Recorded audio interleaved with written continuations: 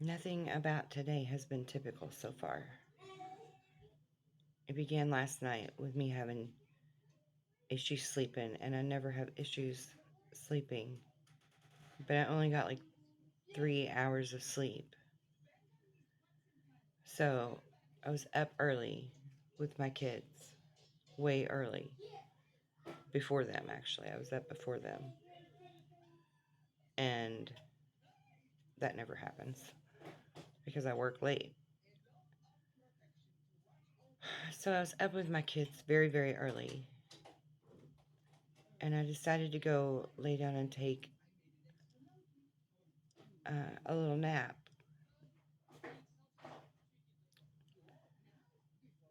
And as I was sleeping, I had the most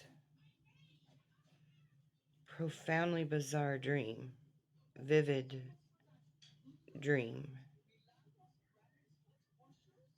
that has me perplexed and feeling a little out of sorts, to say the least. So, in this dream, I was in a different house. I didn't live at this location. I lived in a house that was 2-story, similar to a bi level house, a very large house at that. Um, from the front yard, there was like a beautiful yard and like a rolling hill at the end of it toward the road or the driveway or something. And neighbors close on one side but not on the other. There was some type of a community event going on where everybody was outside in my yard or their yard or somebody's yard doing stuff. Um, some people were just doing normal things like working on a car. Several, 4 or 5 men were working on a vehicle out in my front yard for some reason. And, but I didn't recognize any. I mean, like in my dream, I knew them, but I don't know who they were in real life, except for one of them. And so, anyway, all kinds of really bizarre things were happening in the dream.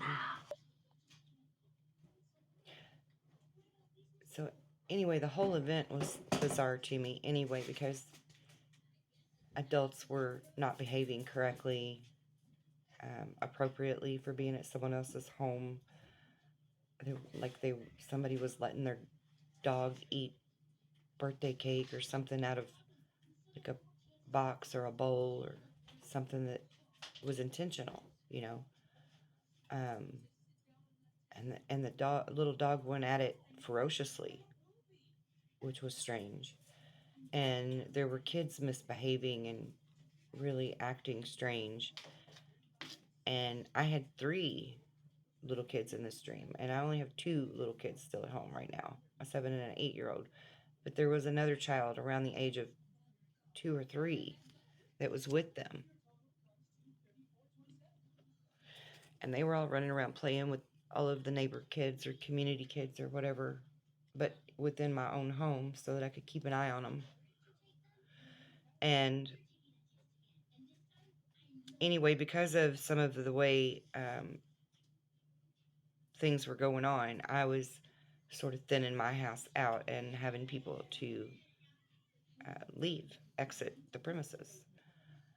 Matter of fact, to be honest with you, I was getting ready to whip this one child that was just really being destructive and tearing lots of things up. And his mother had made the comment that we don't punish our children and we don't spank them. And I said, well, I do spank mine, and he's in my house, so I guess I'll deal with it. And, some man had even made the comment that the way he was raised, if people misbehaved or children misbehaved and broke things, especially at someone else's house, they would get punished for it. Um, and I wasn't like angry or anything. I was just gonna deal with it. And so I went back inside my house to deal with this child because I had went outside in the front looking for his mother, and he was probably a 10 or 12-year-old boy. And so I go back inside, and everybody's thinning out because word had already spread. Some of my friends, my female friends, had already sort of spread the word that I wasn't happy with the way they were treating my home. And so they were dispersing and leaving and going to other neighbors' houses, because whatever kind of event this was, people were just like in some houses they were playing cards, in other houses they were doing arts and crafts, in other houses they were baking food goods and hanging out in the kitchen. I mean, I don't know what kind of event this was, but it felt like fall. It felt like near Halloween, but nobody was dressed up in costumes. So anyway, it's just me and my 3 children, which I don't have 3 of at this. I mean, I have 7 children total, but I don't have like 3 little ones at home. I have 2 little ones. But my 3 little kids were in the home, and like 5 or 6 of my girlfriends. And one of my girlfriends just said, oh well, they're leaving. Let's get the cards and let's play cards. And so she was going through my house to where we keep the cards, and we were all following her. And as I was walking through the kitchen, which is on the back side of the house, we all heard something that sounded like an airplane, very low to the house. And so I looked out the window, and a couple of them looked out the window of the door and different windows in the back. And we all looked up, and we could see one airplane that was up higher that went a different direction away from the house, like toward the front of the house. But what caught our attention was this other airplane that was very, very low above the roof. And this right here is the shape of it. It was a very strange, almost like a wide Christmas tree kind of a shape. It didn't have smooth edges. It was almost ruffled type edges on it. And it was very, very silver, like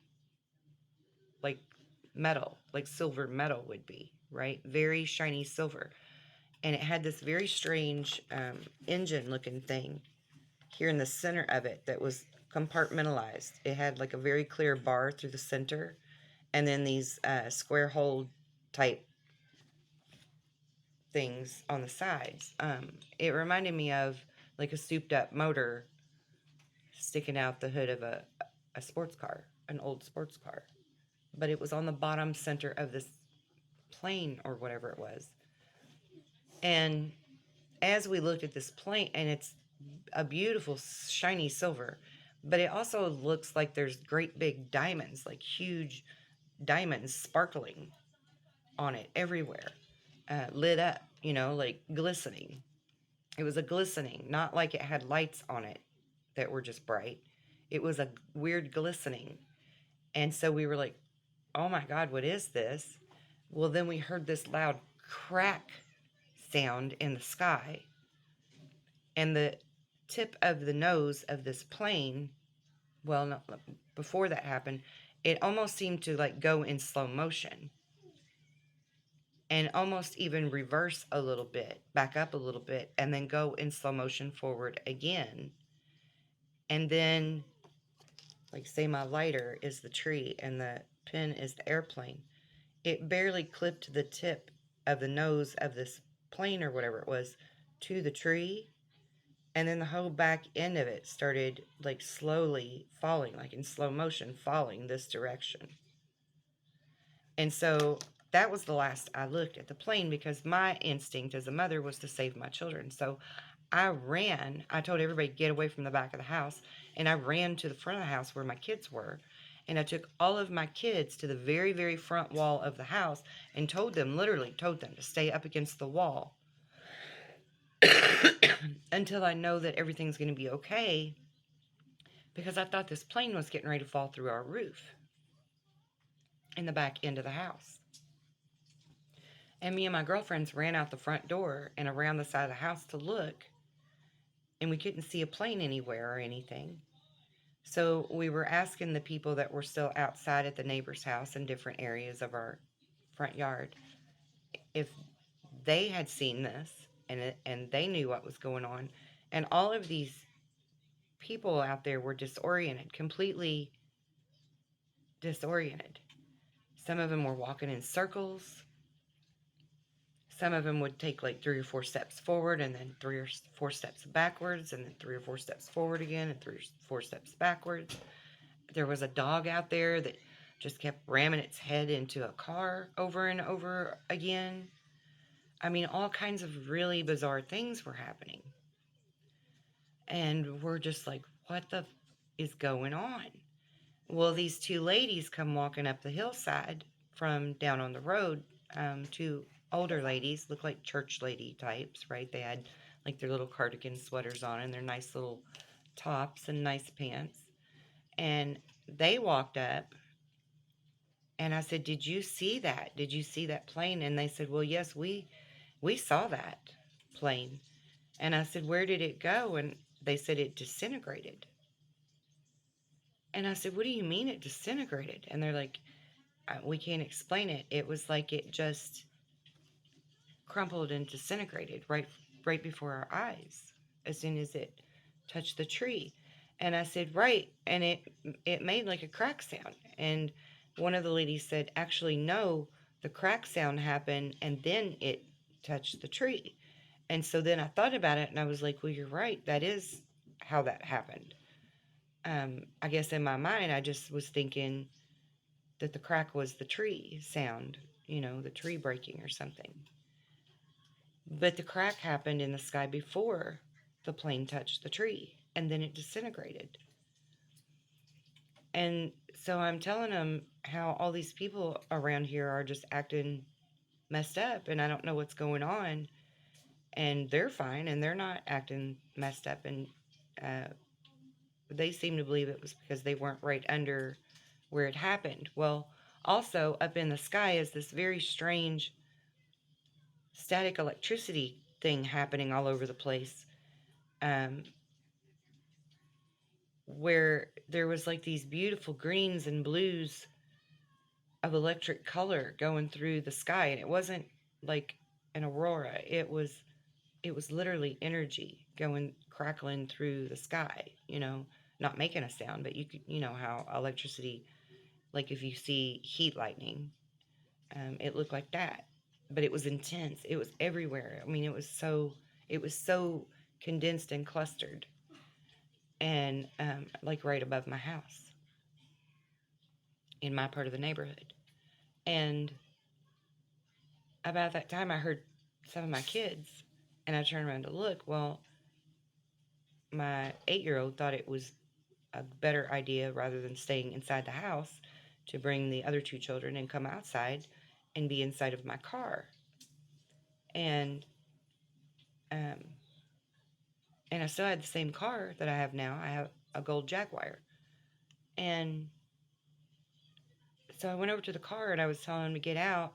They shouldn't be out here. I told them to stay in the house. And as I went for the door to touch the door, the window broke. It cracked all over the place, like fractal cracked. And as I opened the metal on the door started to crumple and almost like it was disintegrating. And the men that were working on a vehicle in the driveway in the front yard also were moving away from the vehicle because it was seemingly disintegrating somehow. It was like metal and glass was greatly affected by this somehow. And you could smell the heat in the air, like when you turn on a heater for the first time, or the smell of a hairdryer, that ionized smell in the air. It was like everything was ionized or supercharged with the particles. You could smell it in the air. It was as if there was no moisture left in the air. And it was hard to breathe. And then, as I'm taking my children to go back inside of the house, like birds and things are falling from the sky. And any of the people that were outside that weren't affected and disoriented were following me back into my house for safety. And there were, like helicopters falling from the sky and in different areas near us where we could see it happening. We could hear them crashing down, just dropping out of the sky like flies dropping. And so we all ran back into the house. Well, this house, the way that it's made, I don't know why we went in the back way instead of the front door, but we did. And we went in the back way for some reason, and we were going back up the steps. There was like carpeted steps to get up to the second level of the house, the bi-level top part, which would have been the front. And the children, they were ahead of me, and they were getting up the steps okay. But my middle child, which is really my youngest, turned around and looked at me, and he said, "Mommy, it feels like we're wearing moon boots." And for me, it was very difficult getting up the steps. I only weigh 120 pounds, but I felt like I weighed 500 pounds. Every step I took was like intense effort to get my foot up to the next step. And I couldn't understand that. Why does everything feel so heavy to us? Like our body feels so heavy that we can't walk up the steps. And that part still doesn't make sense to me. So if anybody understands gravity stuff, please drop a comment in the comment section and help me to explain this or understand this. But I remember looking back because I almost fell. I almost lost my balance and fell backwards because of this extra arduous effort I was having to put into walking up the steps. I almost fell backwards, so I looked back to see how far behind me the other people were. And the people that I saw behind me were 3 of my dad's aunts who are alive, but I never see them. Like, I haven't seen them in 15, 20 years. And, I'm their friend on Facebook, but we don't really communicate that much either. And I can't understand what the point of seeing them in my dream was, unless it was to give me a clue as to where I was really. Because all 3 of them live in like Shelbyville or Shepherdsville or Bowling Green, Kentucky area. And this did seem to sort of be a semi-mountainous type of area that I was in, so maybe that was the clue. And why only 3 of them? Because I have more than 3 aunts on my dad's side of the family, so why was I only seeing 3 of them? And specific ones that I know, approximately where they live. So that part didn't make sense to me either, so I made notes. I mean, I wrote all of this down on this piece of paper as soon as I was awake. Well, right after trying to get to the top of those steps is when I was starting to wake up, because my daughter had walked in the room and was waking me up. And so I was sort of still asleep, but sort of coming out of it and waking up. And I could feel this intense tingling in the back of my head. And I had a ponytail in my hair when I was sleeping to keep me from choking myself with my long hair. I had a ponytail in. And so I'm like rubbing all in the back of my head because it's this intensely tingly feeling. And as I'm rubbing, I could feel this horseshoe-shaped whelp that was like this wide and that tall.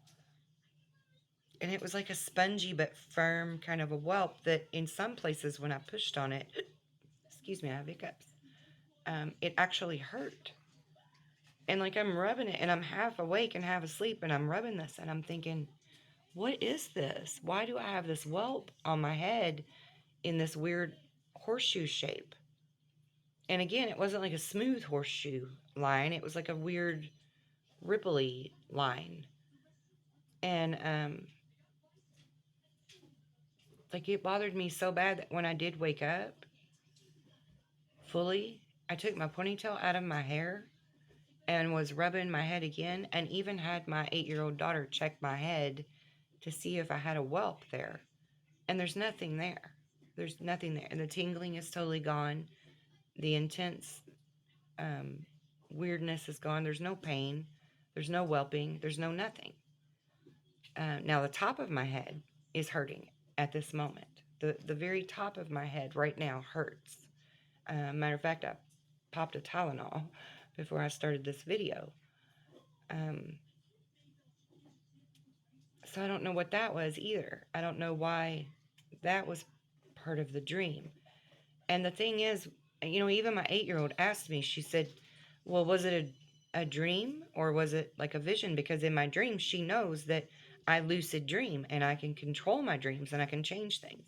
And I'm like, no, I couldn't control any of this. This was me as an observer to everything, not something that I could change in any way at that time. It was necessary to observe it, to witness it. And I don't know why, unless it's something that's getting ready to happen. And that's why I'm making this video, because the colors in the sky, the crack sound in the sky, the plane falling, the birds falling, the helicopter falling, our weight being intense and not being able to walk up steps, people being disoriented and walking in circles, vehicles disintegrating and falling apart. It ain't like they just vanished. They were just like, it was almost like we were hit with either some kind of high energy beam or something crazy strong caused our planet to lose its shields. And that's really where I'm leaning more toward. It's not, I don't feel like it was like an energy beam attack. I don't feel like that's what it was, guys. You know what kind of stuff I talk about. And I'm sitting here in the room where my kids can hear what I'm saying. I mean, I don't hide things from them. I would rather them be educated and fully prepared for what's to come than for this to shock the shit out of them at the very instant that it happens, and for them to freak out so bad they don't know what the crap to do. I want them to be prepared, and I want them to be empowered. And they've learned already that we have power. They are learning to use that. So we will be okay. We will be safe. As I was shown in the dream, we were safe. We weren't affected by this, other than this weird horseshoe branding that I had for whatever reason. We were safe. Other people around us were safe. But there were others that were out there in this that were clearly disoriented, like their compass got whacked, right? We all have that compass in our brain.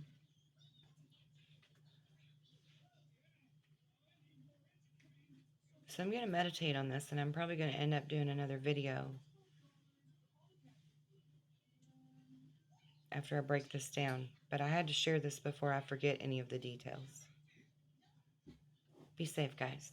Have a good day.